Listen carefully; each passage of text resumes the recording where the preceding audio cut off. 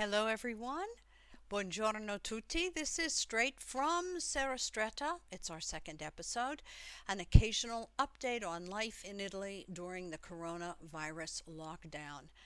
As I said, buongiorno tutti. I am Rabbi Barbara Aiello, broadcasting to you from Italy, specifically from Calabria in the toe of the Italian boot.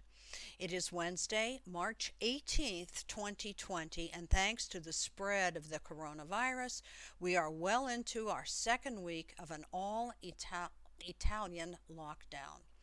So in our little mountain village of Serrastretta, how are we coping? Well, I asked my neighbor, Attilio, how he was coping, and he gave the typical Calabrian answer. It's not that bad here in Calabria, he said, because in Calabria, it's never been all that good. Well, proof, yes indeed, because in the midst of the Zona Rossa, in the midst of this lockdown, 2 nights ago, we had a cluster of 6 earthquakes. No damage, but one quake registered 4.2, and it was strong enough to get my bed to walk across the floor. Oy mama. Well, at the same time, further south on the island of Stromboli, the volcano erupted with enough of a boom that even local residents were worried. So yes, Attilio, yes, you are right. Calabria does indeed have its challenges. But there's a lot to be proud of as well.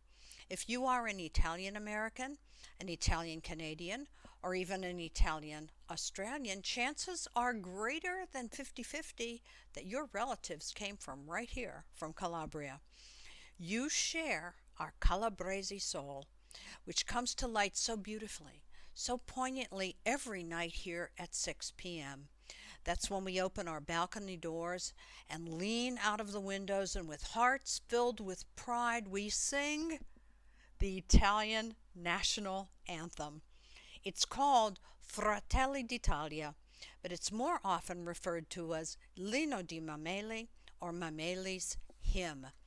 That is in deference to Goffredo Mameli, the author of the poem that became the lyrics to our anthem.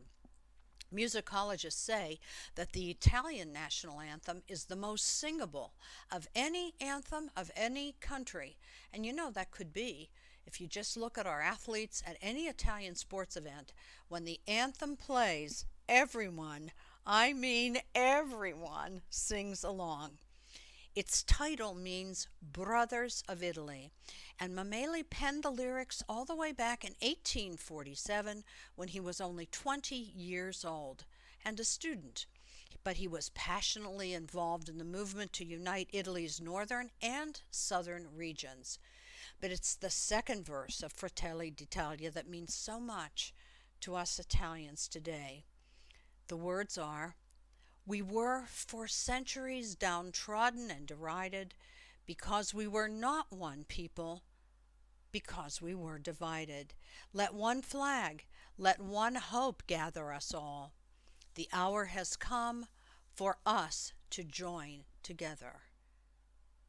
And indeed, the hour has come for us to join together. And you know, we are still singing, even in the face of Italy's worst crisis since World War II. We are singing together every night. Fratelli d'Italia. Why don't you check the internet? I am sure you can find a beautiful rendition of the Italian national anthem. Which brings us to a special Italian, a special fratello, or Italian brother. And if you are watching any of the U.S. news channels, you have seen him nearly every day. Who am I talking about? Dr. Anthony Fauci, an Italian American whose roots run deep right here in southern Italy. Dr. Fauci is director of the National Institute of Allergy and Infectious Diseases and head of the U.S. team combating the coronavirus. And Dr. Fauci is I nostri. He is one of us. His roots, as I said, run deep right here in southern Italy. His maternal grandparents grew up right nearby in Naples, and his paternal grandparents were from the village of Sciacca on the island of Sicily. Both families came to the U.S. through Ellis Island, and they settled in Brooklyn.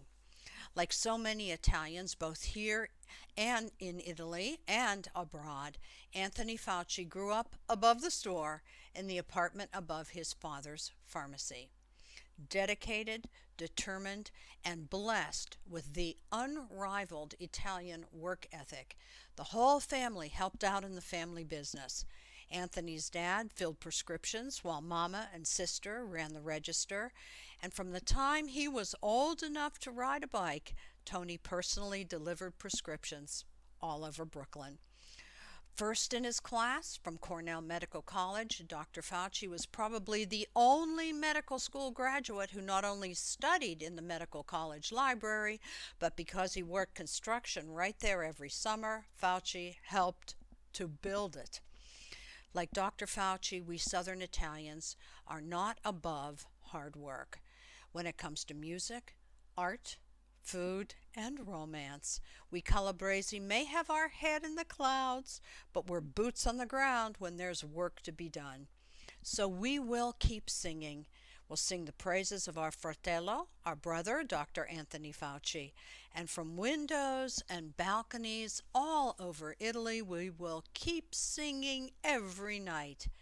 After all, it was the Kabbalists, the Jewish mystics, many of whom lived and worked right here in the Mediterranean area.